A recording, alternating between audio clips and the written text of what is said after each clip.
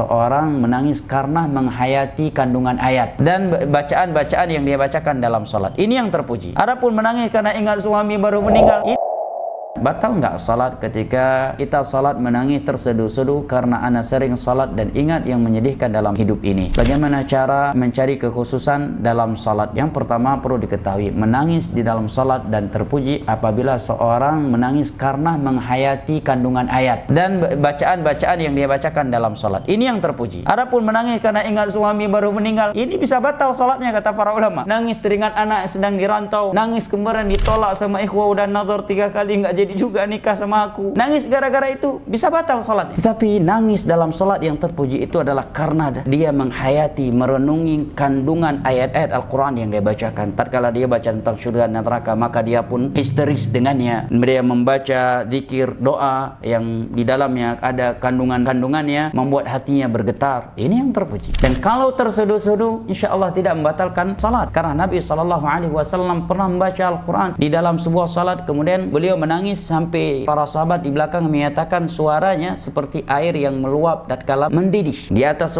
di dalam sebuah wajan. Demikian juga Abu Bakar radhiyallahu anhu, kata Aisyah radhiyallahu anha, ketika Nabi memerintahkan agar Abu Bakar dijadikan imam pengganti beliau, maka Aisyah memberikan pendapat, jangan Abu Bakar ya Rasulullah. Kemudian Aisyah menjawab, fa innahu idza qara'a al-Qur'an akhadahu al-buka. Abu Bakar itu kalau baca Al-Qur'an sampai terhentikan dari membaca Al-Qur'an karena menangis, pasti karena terseduh-seduh, ya kan? Selama tidak melampaui batas. Dan terkait hal menangis ini, para ulama menyebutkan kita tidak boleh berburuk sangka kepada orang yang sedang menangis di dalam salat. Ini adab yang penting. Masalah seorang itu buat-buat atau berpura-pura menangis, itu hanya dia yang mengetahuinya. Itu antara dia dengan Allah. Dan sebagian ulama salaf menyatakan tidaklah ada orang yang bermudah-mudahan menuduh orang lain berpura-pura nangis di dalam salat, melainkan Allah akan timpakan musibah kepadanya dengan kekerasan hatinya. Allah akan membuat hatinya keras.